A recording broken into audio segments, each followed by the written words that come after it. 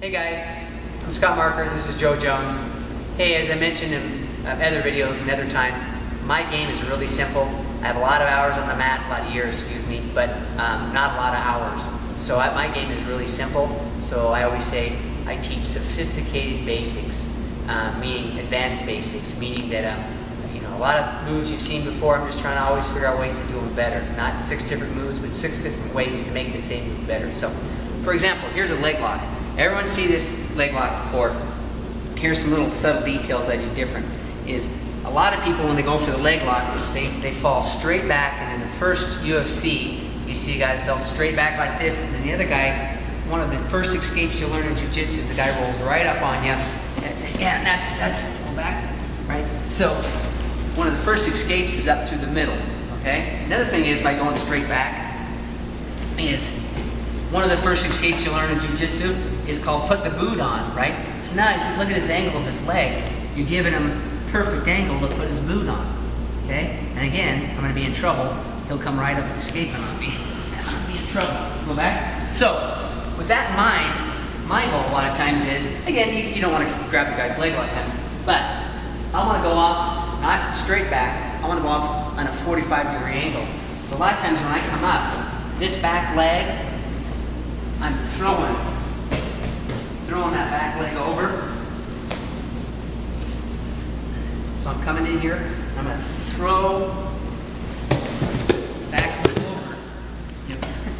Throwing that back leg over to try to create this angle to get a bend in his leg here. Okay, so I'm going way over this way. Now, when I teach it, I don't even teach it grabbing on at first like this. Okay, and if you do grab like that, just like I taught a rear naked choke in another video, have your hand like this. It's a much better grip than just having like this. If I do grab, I'm going to grab like this. But when I first teach it, I don't teach people to grab it because, again, the mistake is squaring your shoulders up to your opponent and going parallel again. So I teach it, get through to here, just having it on my tummy, and look at the mat. I'm looking at the mat. I'm not looking at him. As soon as you look at him, I start to square up again. Okay? So, also, one of my favorite things is to put my feet not out to here so he can throw it off or heel hook me or do something mean to me, right? Come into me, right?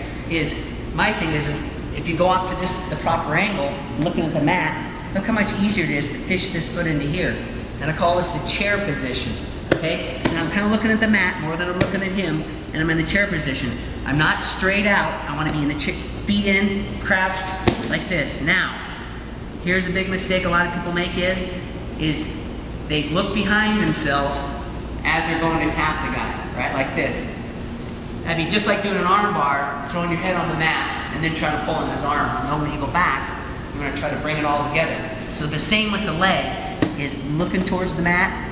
And I always have an analogy. If I have a steel cable attached to my forehead, to right here, to my wrist. And so when I start going, when my head moves back, my hips are going forward and my wrist is attached to my head. So it goes all at the same time. Versus this, the tap doesn't start until I'm clear back to here. Much better leverage. All curled up here in a chair position, looking at the mat. And now, when I go back, it doesn't take much and he's going to be tapping. Versus, again, doing this. Throwing your head way back. A lot less leverage, and you're extending yourself out.